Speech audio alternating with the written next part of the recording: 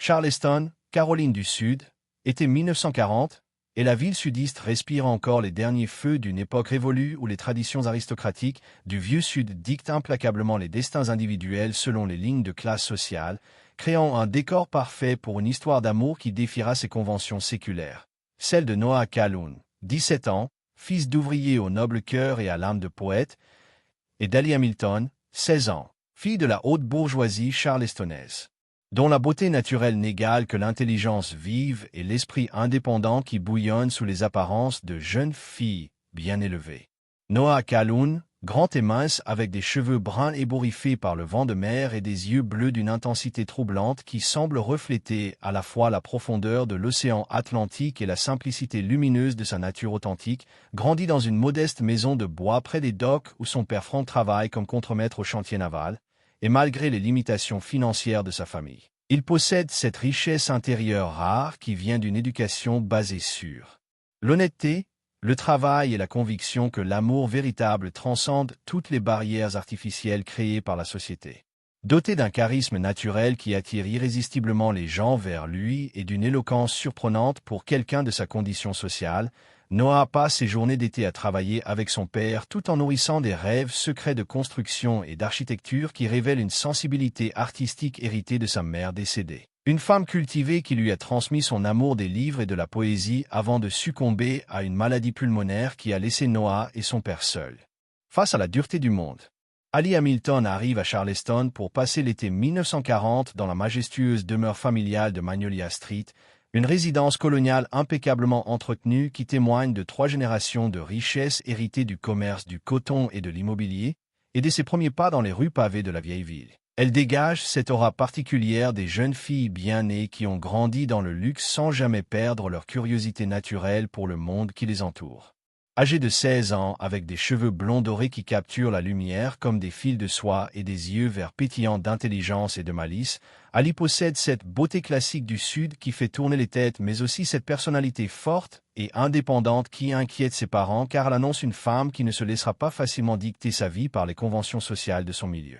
Fille unique de John et Anne Hamilton, respectivement magnates de l'immobilier et grandes dames de la société charlestonnaise, Ali a reçu une éducation raffinée dans les meilleures écoles privées du Nord, mais elle garde au fond de son cœur cette soif d'authenticité et d'aventure qui la pousse constamment à explorer au-delà des limites dorées de son univers privilégié, cherchant instinctivement des expériences et des rencontres qui nourriront son âme d'artiste en herbe. Car Ali dessine et peint avec un talent remarquable qui révèle une sensibilité profonde et une vision personnelle du monde, créant des œuvres qui capturent non seulement la beauté extérieure de ses sujets, mais aussi leur essence émotionnelle avec une maturité artistique surprenante pour son jeune âge. Et c'est d'ailleurs cette passion créatrice qui va la conduire vers les quartiers populaires de Charleston, où elle cherche l'inspiration loin des jardins manucurés de Magnolia Street. Leur rencontre a lieu lors d'une fête foraine organisée sur les quais de Charleston par la communauté ouvrière du port, un événement coloré et joyeux qui attire aussi bien les familles modestes du quartier que quelques jeunes bourgeois en quête d'aventure et de dépaysement. Et c'est là, au milieu des rires d'enfants, de l'odeur de barbe à papa et de la musique d'un orchestre improvisé, que Noah aperçoit Ali pour la première fois. Elle se tient près du manège, vêtue d'une simple robe d'été bleue qui met en valeur ses yeux verts, et quelque chose dans son attitude, cette façon qu'elle a de regarder autour d'elle avec une curiosité mélangée de timidité, cette élégance naturelle qui contraste avec la décontraction étudiée de ses amis, attire immédiatement l'attention de Noah qui comprend instinctivement qu'il se trouve face à quelqu'un d'exceptionnel. « Excuse-moi » dit Noah en s'approchant d'elle avec cette assurance tranquille qui caractérise les garçons habitués aux responsabilités précoces. « Je peux t'inviter à danser ?» Et cette simple phrase, prononcée avec un accent du Sud charmant et une sincérité évidente, va déclencher une chaîne d'événements qui changera à jamais le cours de leurs 2 vies. Ali, surprise par cette approche directe si différente des manières sophistiquées mais un peu artificielles des garçons de son milieu, ressent immédiatement cette attraction électrique qui naît parfois entre 2 personnes destinées à se rencontrer. Et malgré les regards désapprobateurs de ses amis qui reconnaissent en Noah quelqu'un qui n'appartient manifestement pas à leur monde social, elle accepte sa proposition avec un sourire qui illumine tout son visage. La danse qui suit, au rythme d'une valse populaire jouée par l'orchestre local, devient le premier moment magique de leur histoire d'amour. Noah guide Ali avec une grâce naturelle qui révèle sa sensibilité instinctive à la musique et au mouvement, tandis qu'Ali se laisse porter par cette communion parfaite qui n'est quand deux personnes découvrent qu'elles sont faites pour danser ensemble, leur corps s'accordant spontanément comme s'ils se connaissaient depuis toujours. « Comment tu t'appelles » demande Noah quand la musique s'arrête et qu'ils se retrouvent face à face, légèrement essoufflé et souriant, les yeux dans les yeux avec cette intensité particulière des premiers émois amoureux. Ali répond elle en rougissant légèrement. Ali Hamilton. Et la façon dont Noah répète son prénom, Ali, comme s'il savourait chaque syllabe révèle déjà l'impact profond qu'elle a eu sur lui. C'est le début d'un été magique qui va voir naître entre eux une passion amoureuse d'une intensité rare, faite de promenades au coucher du soleil sur la plage de Folly Beach, de pique-niques improvisés dans les jardins secrets de Charleston, de longues conversations sous les chênes centenaires drapés de mousse espagnole, et surtout de cette complicité profonde qui naît quand deux âmes se reconnaissent et décident de ne faire qu'une. Et si Anne Hamilton donnait les lettres au lieu de les cacher? Et si, au lieu de céder à ses préjugés de classe et de cacher les lettres de Noah pour protéger sa fille de ce qu'elle considère comme une mésalliance, Anne Hamilton choisissait l'honnêteté et la confiance, permettant à l'amour de ces jeunes gens de s'épanouir naturellement malgré les obstacles sociaux? Et si cette décision courageuse transformait une histoire de séparation tragique en un récit de persévérance amoureuse où l'amour triomphe non par le hasard d'une réunion miraculeuse, mais par la détermination consciente de tous ceux qui choisissent de le soutenir? 3 mois après le départ forcé d'Ali de Charleston à la fin de l'été 1940, Anne Hamilton se trouve dans son élégant salon de Raleigh, tenant entre ses mains tremblantes la première lettre que Noah a envoyée à sa fille. Une missive de 4 pages écrite d'une écriture ferme et passionnée qui révèle non seulement la profondeur de ses sentiments, mais aussi une maturité émotionnelle et une éloquence qui ébranlent tous les préjugés qu'elle avait nourris contre ce jeune homme de condition. Modeste. Mon très cher amour, commence la lettre, chaque jour qui passe sans toi me semble une éternité. Et je me réveille chaque matin en espérant que ce cauchemar de séparation prendra fin et que je pourrai à nouveau tenir ta main en marchant sur la plage, où nous avons échangé nos premiers baisers et la sincérité brute de ces mots, l'absence totale d'artifice dans cette déclaration d'amour, touche quelque chose de profond dans le cœur maternel d'Anne. Pour la première fois depuis le départ d'Ali, Anne se permet de se remémorer objectivement ce qu'elle a observé entre sa fille et Noah pendant ces semaines d'été. La façon dont Ali rayonnait littéralement en sa présence, son rire cristallin qui résonnait dans toute la maison quand elle racontait leurs aventures de la journée, cette lumière nouvelle dans ses yeux qui témoignait d'un bonheur authentique qu'Anne ne lui avait jamais vu auparavant. John, dit Anne à son mari ce soir-là pendant qu'ils prennent le thé dans leur bibliothèque lambrissée de chênes, j'ai reçu une lettre de ce garçon, Noah Calhoun, destinée à Ali et la gravité inhabituelle dans sa voix fait lever les yeux de son époux par-dessus ses journaux financiers, car il reconnaît ce ton qu'elle prend seulement quand elle s'apprête à aborder un sujet qu'elle a longuement mûri. John Hamilton, homme d'affaires pragmatique mais pas dépourvu de sensibilité, écoute attentivement sa femme lui lire des extraits de la lettre, et malgré ses propres réticences initiales concernant cette relation interclasse, il ne peut s'empêcher d'être impressionné par la qualité littéraire et la sincérité émotionnelle des mots de Noah. Il écrit mieux que la plupart des jeunes gens de notre milieu, admet John après un long silence, et Dieu sait qu'Ali n'a jamais été aussi heureuse qu'avec lui et cette reconnaissance, arrachée à contre-cœur mais néanmoins authentique, marque le premier pas vers un changement fondamental d'attitude de la part des parents Hamilton. Anne prend alors une décision qui va changer le cours de l'histoire. Elle va non seulement donner la lettre à Ali, mais aussi encourager sa fille à y répondre et à maintenir cette correspondance qui pourrait, avec le temps, révéler la vraie nature de ce jeune homme et la solidité de leurs sentiments mutuels. Ali, ma chérie, dit Anne en entrant dans la chambre de sa fille où cette dernière passe ses journées à peindre des paysages mélancoliques qui trahissent sa tristesse depuis leur départ de Charleston. J'ai quelque chose pour toi, quelque chose que j'aurais dû te donner plus tôt,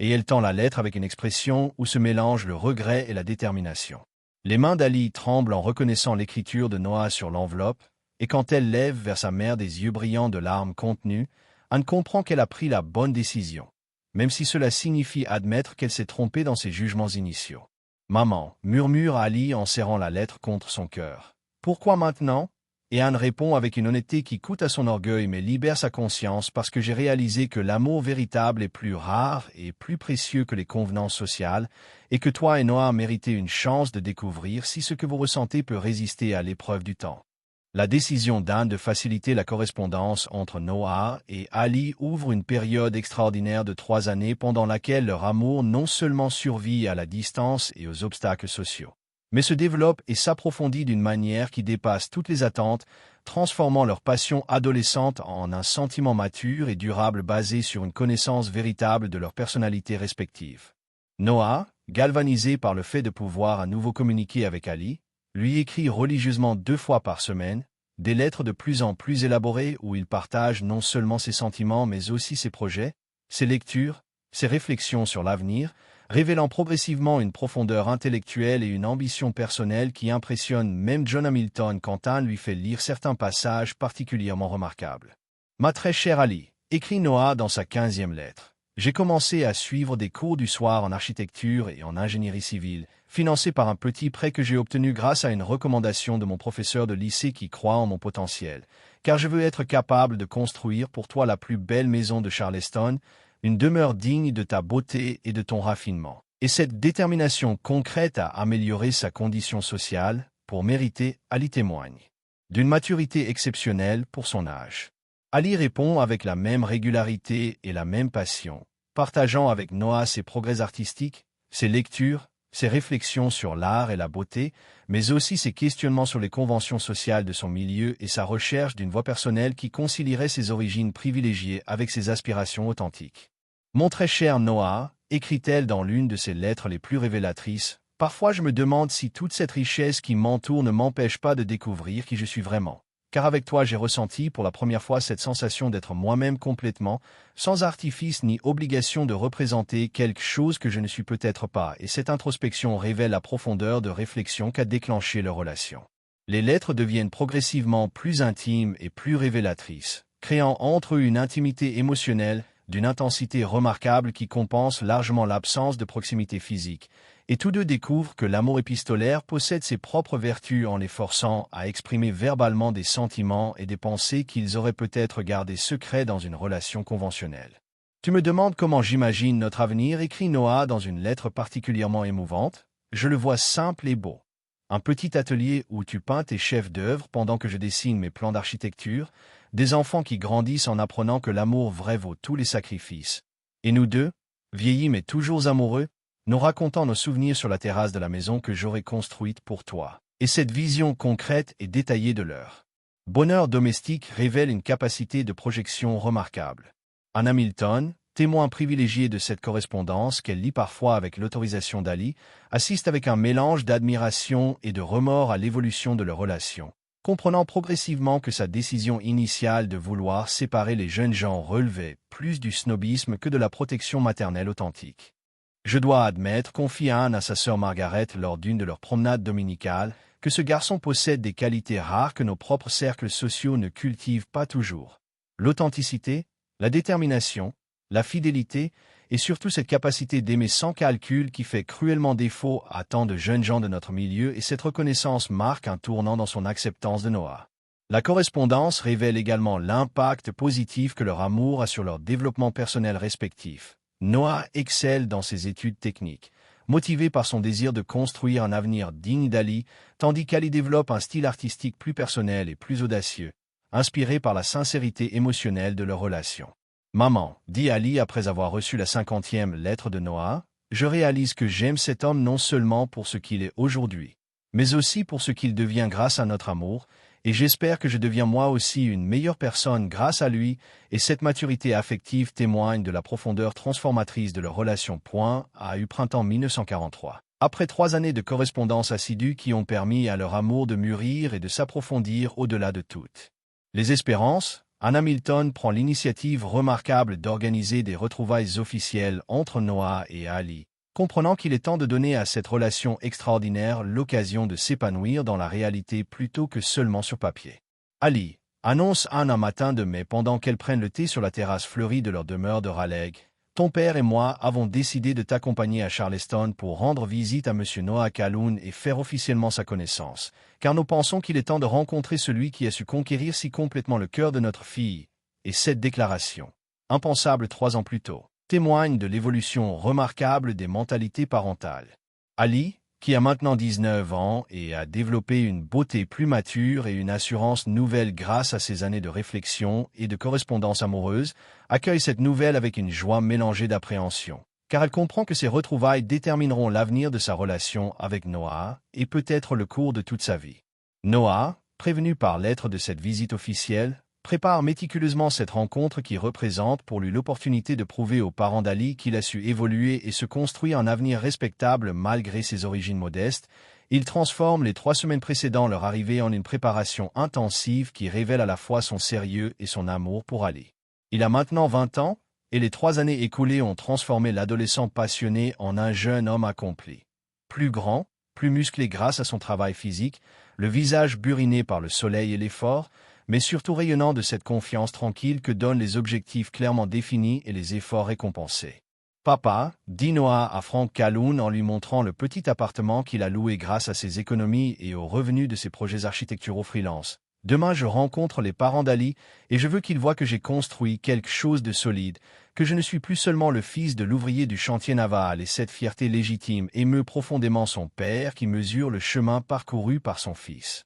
Frank, homme simple mais sage, regarde autour de lui cet appartement modeste mais impeccablement tenu, meublé avec goût grâce au talent manuel de Noah qui a fabriqué lui-même la plupart des éléments de décoration. Et il comprend que son fils a réussi cette métamorphose sociale si difficile à réaliser dans l'Amérique de 1943. « Tu as fait honneur à ta mère, fiston, dit Frank avec une émotion rare chez cet homme habitué à taire ses sentiments. Elle aurait été fière de voir l'homme que tu es devenu et cette bénédiction paternelle donne à Noah la confiance finale dont il a besoin pour affronter cette épreuve décisive. Les retrouvailles ont lieu un jeudi après-midi de mai dans le salon de thé du Charleston Hotel, terrain neutre choisi par Anne pour éviter toute gêne liée aux différences de conditions sociales. Et quand Noah entre dans l'établissement élégant en costume sombre impeccablement coupé, une cravate discrète et des chaussures cirées avec soin, les parents Hamilton comprennent immédiatement qu'ils ont face à eux non plus l'adolescent insouciant de l'été 1940, mais un jeune homme qui s'est construit avec détermination et méthode. « Monsieur et Mrs. Hamilton, » dit Noah en s'inclinant respectueusement devant eux avec cette politesse naturelle qui naît de l'éducation du cœur plutôt que des convenances apprises. « C'est un honneur de vous rencontrer officiellement, et je vous remercie de me donner cette chance de vous exprimer mes sentiments sincères pour votre fille, et cette entrée en matière, à la fois humble et digne, crée immédiatement une impression favorable. Mais c'est quand ses yeux croisent ceux d'Ali que la magie de leur première rencontre renaît instantanément. Malgré les 3 années écoulées, malgré les changements physiques et la maturité nouvelle, l'attraction fondamentale qui les unit ressurgit intacte, et tous les témoins de cette scène comprennent qu'il assiste à la résurrection d'un amour véritable qui a survécu à toutes les épreuves. « Noah » murmure Ali, et la façon dont elle prononce son prénom, avec cette tendresse mélangée d'émotions qui trahit 3 années de nostalgie et d'espoir, révèle à ses parents l'authenticité et la profondeur de ses sentiments d'une manière plus éloquente que tous les discours possibles. Les semaines qui suivent ces retrouvailles miraculeuses voient s'épanouir une relation nouvelle entre Noah et Ali, enrichie par leur maturation individuelle et leur compréhension approfondie de leur personnalité respective grâce à 3 années de correspondance intensive, et cette version adulte de leur amour adolescent révèle des dimensions de compatibilité et de complicité que ni l'un ni l'autre n'avaient anticipées. Noah, maintenant établi comme dessinateur architectural junior dans un cabinet respectable de Charleston grâce à ses diplômes obtenus en cours du soir et à la recommandation de professeurs impressionnés par son talent naturel et sa détermination, peut enfin envisager l'avenir avec l'assurance de pouvoir offrir à Ali une vie confortable sinon luxueuse. « Regarde » dit Noah en déployant sur la table de son appartement les plans qu'il a dessinés pendant ses soirées solitaires. « J'ai conçu notre maison, inspiré par tes descriptions de la lumière idéale pour peindre et mes propres rêves d'harmonie architecturale, et ces dessins révèlent non seulement son talent professionnel, mais aussi sa capacité à intégrer les besoins et les désirs d'Ali dans sa vision de leur bonheur domestique. » Ali, émerveillé par ces plans qui matérialisent de façon tangible l'avenir qu'ils ont construit ensemble en rêve et en lettres, comprend que Noah a réussi cette transformation remarquable qui fait de lui non plus seulement l'amoureux passionné de sa jeunesse, mais le compagnon idéal pour construire une vie adulte basée sur l'amour mutuel et les aspirations partagées. « C'est parfait, » dit Ali en caressant du doigt les lignes épures de la maison dessinée par Noah. « On dirait que tu as lu dans mes pensées pour créer exactement l'espace dont j'ai toujours rêvé pour peindre, et cette harmonie entre leurs visions respectives du bonheur domestique confirme la profondeur de leur compatibilité. » John Hamilton, témoin de ces échanges lors de ses visites de plus en plus fréquentes au jeune couple, commence à reconnaître en Noah non seulement un prétendant acceptable pour sa fille, mais un homme d'affaires potentiel avec qui il pourrait envisager de travailler, car la qualité des projets architecturaux de Noah et sa compréhension instinctive des besoins du développement urbain de Charleston impressionnent cet expert en immobilier. Noah, dit John lors d'un dîner familial où les deux familles se retrouvent pour la première fois dans un esprit de réconciliation plutôt que de méfiance. Avez-vous déjà pensé à vous spécialiser dans l'architecture résidentielle haut de gamme? Car Charleston va connaître un boom de construction après la guerre, et des talents comme le vôtre seront très demandés et cette proposition professionnelle marque l'acceptation définitive de Noah dans la famille Hamilton. Anne, de son côté, développe avec Noah une relation de confiance mutuelle basée sur leur amour commun pour Ali et leur reconnaissance partagée que cette jeune femme exceptionnelle mérite un bonheur à la mesure de ses qualités, et elle devient progressivement la confidente et la conseillère officieuse du couple dans leurs préparatifs de mariage. Je dois vous avouer, dit Anne à Noah lors d'une de leurs conversations privées, que vous avez dépassé toutes mes espérances, non seulement par vos accomplissements personnels, mais surtout par la façon dont vous avez su rendre ma fille heureuse sans jamais chercher à la changer ou à l'adapter à vos besoins, et cette reconnaissance maternelle scelle définitivement l'acceptation de Noah. Ali épanouie dans cette nouvelle phase de sa relation avec Noah. Elle développe un style artistique plus audacieux et plus personnel, inspiré par la sécurité émotionnelle que lui donne leur amour retrouvé, et elle commence à exposer ses œuvres dans les galeries de Charleston avec un succès qui révèle son talent authentique et ouvre des perspectives professionnelles intéressantes. Avec toi, je me sens capable de créer des choses que je n'aurais jamais osé imaginer, confie Ali à Noah en lui montrant sa dernière série de peintures représentant leur histoire d'amour sous forme symbolique. Tu me donnes cette confiance en moi qui transforme mes rêves artistiques en réalité, et cette influence mutuelle positive confirme l'harmonie profonde de leur relation. La demande en mariage de Noah, faite selon les règles traditionnelles avec une bague modeste, mais choisie avec amour et la permission formelle demandée aux parents d'Ali, se déroule dans l'atmosphère de bonheur familial qui caractérise maintenant leur relation. Et l'acceptation enthousiaste d'Ali marque le triomphe définitif de l'amour sur les préjugés sociaux. Le mariage de Noah et Ali, célébré en juin 1944 dans l'église épiscopalienne de St. Michael's à Charleston devant une assemblée qui réunit harmonieusement les familles des deux époux et leurs amis respectifs, devient l'événement social qui symbolise la réconciliation entre les classes et le triomphe de l'amour authentique sur les conventions établies. Ali, radieuse dans la robe de mariée en dentelle française qui appartenait à sa grand-mère maternelle, rayonne de ce bonheur accompli qui n'est quand les rêves les plus chers deviennent réalité. Et sa beauté ce jour-là dépasse tout ce que Noah avait pu imaginer pendant leurs années de séparation et de correspondance. Tu es encore plus belle que dans mes souvenirs, murmure Noah quand Ali arrive à l'hôtel au bras de son père qui la conduit vers son futur avec une émotion visible. Et je promets de passer ma vie entière à mériter le bonheur que tu me donnes. Et ces vœux improvisés, ajoutés aux formules traditionnelles, émeuvent toute l'assistance. La cérémonie, dirigée par le révérend Matthews qui a baptisé Ali et connaît la famille Hamilton depuis des générations, prend une dimension particulièrement solennelle quand il évoque dans son sermon l'exemple que donnent les jeunes époux en prouvant que l'amour véritable peut triompher des obstacles apparemment insurmontables quand il est soutenu par la persévérance et la bonne foi de tous. Nous assistons aujourd'hui, déclare le révérend en regardant l'assemblée mixte qui unit ouvriers et bourgeois dans une même célébration, à la démonstration que les barrières sociales les plus solides en apparence peuvent s'effacer devant la force de l'amour authentique et la reconnaissance mutuelle de nos qualités humaines communes, et ces paroles résonnent comme un message d'espoir dans cette Amérique de 1944 encore marquée par les divisions de classe.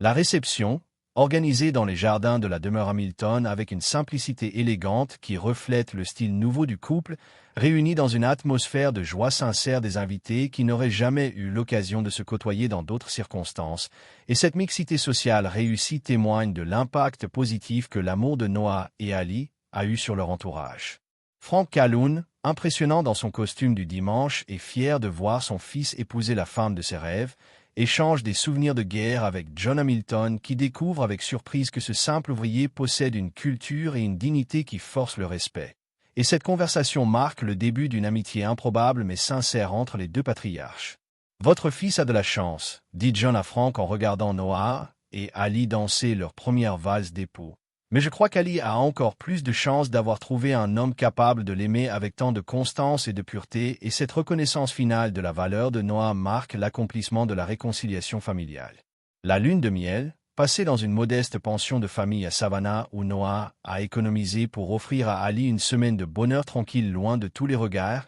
permet aux jeunes mariés de savourer enfin leur intimité retrouvée après 4 années d'attente et de correspondance, et cette première semaine de vie commune confirme toutes leurs espérances sur la profondeur de leur compatibilité. Je n'arrive pas à croire que nous sommes enfin mariés, dit Ali en regardant l'alliance toute simple que Noah a glissée à son doigt. Parfois j'ai l'impression de rêver et j'ai peur de me réveiller, et Noah la rassure en l'embrassant avec cette tendresse passionnée qui caractérise leur amour depuis le premier jour. À leur retour de voyage de noces, ils s'installent dans l'appartement de Noah agrandi et redécoré grâce aux économies communes et aux cadeaux de mariage, et Ali transforme rapidement ce logement modeste en un foyer chaleureux où leur bonheur domestique s'épanouit naturellement, créant cette harmonie parfaite entre amour et vie quotidienne que peu de couples réussissent à atteindre. Chaque matin, je me réveille et je réalise que j'ai épousé la femme la plus extraordinaire du monde, dit Noah en regardant Ali préparer leur petit déjeuner dans la cuisine ensoleillée qu'elle a décorée avec des fleurs fraîches et ses propres aquarelles, et je me promets de ne jamais considérer ce bonheur comme acquis, et cette gratitude quotidienne maintient leur relation dans un état de fraîcheur perpétuelle.